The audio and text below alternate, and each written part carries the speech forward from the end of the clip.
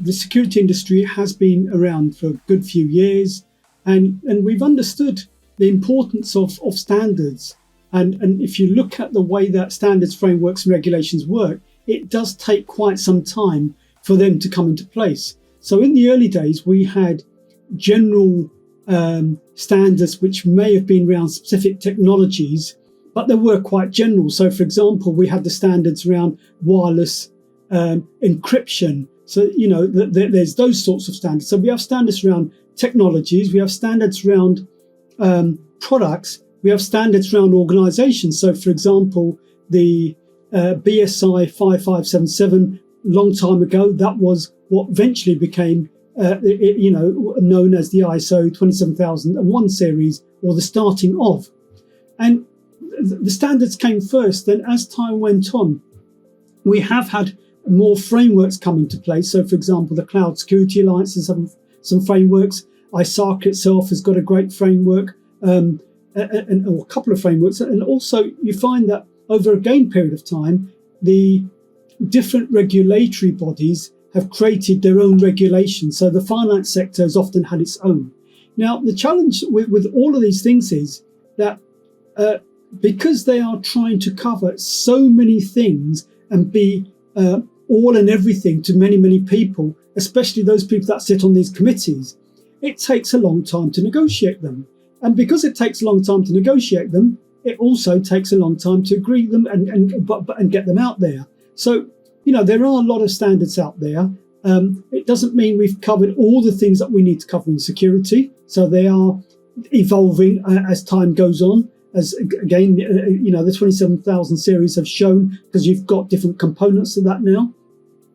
And we are beginning to get to a point where some of the technologies, because they are converging in a direction that's actually quite useful, you're beginning to see some of the convergence aspects benefit as well. IoT is a very good example of that. And also it's beginning to cover things that were never covered before. So again, IoT is a great example of that. So I'd say, yes, there is a lot of standards. There are regulations and frameworks, plenty of them, plenty to choose from. And definitely the security industry is well covered, but that doesn't mean that we've got everything covered. It's well covered in that we've got a good set of standards already at the moment that we can build on to meet the changing needs that we may have. We're in an environment where, because technology is changing so fast and responses to technology are a little bit slow, because we can only really work in retrospect in many respects, looking at where the threats are, where the risks are, and we tend to think backwards rather than forwards quite often in many of these things, partly because we're in a position where we've got limited budgets. We can't go around trying to cover every risk. We have to cover those that are the biggest risks, and we have to look at the likelihood that things are going to happen, the impact those things are going to have. So because there's so many variations that we need to look at, and the threats that are out there, we start to figure out where it is we want to spend our money, and we start to think about the changes that are out there in terms of threats that we need to respond to. Our budgets need to be forward thinking, yet at the same time, we've got technologies that are almost backward thinking, where we're trying to think about what's happened, where it's happened, why it's happened, what we need to be doing next. So in terms of the standards, we're in a position where many of these things came about some time ago. And although they came about some time ago, they were almost sort of ready for yesteryear's threats that were out there.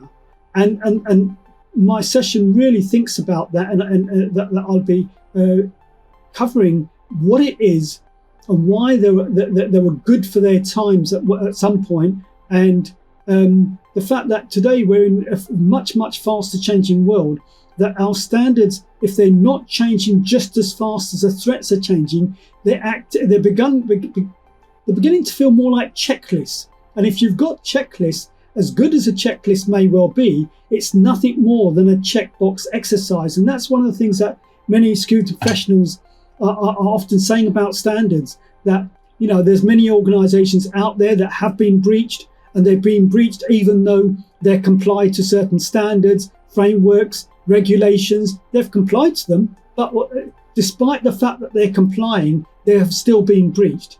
And that's partly because they're complying to these things that were written 5, 6, 7, 8 years ago in many cases. What we need to be looking at is how can we update them in shorter periods of time to reflect some of the threats that are emerging out there.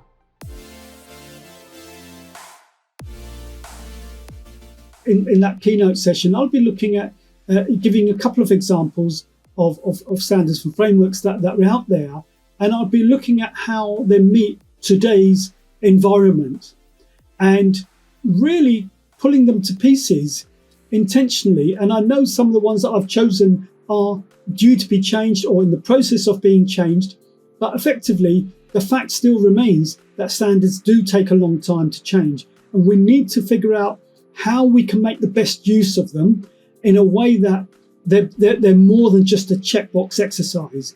And in many respects, some organizations that may not have any security, they're a brilliant starting point. And, having a good starting point is great, but if that starting point isn't going to take you anywhere more than a starting point, you need to think about the sort of threats that you're likely to get as an organization, that you need to, according to the sector you're in, what you need to be doing. And I know that many organizations out there, do have to comply in some respects to PCI DSS or HIPAA or 27001 and so on. So I've been looking at those as examples of saying what they were originally created for and how quickly they came out of date.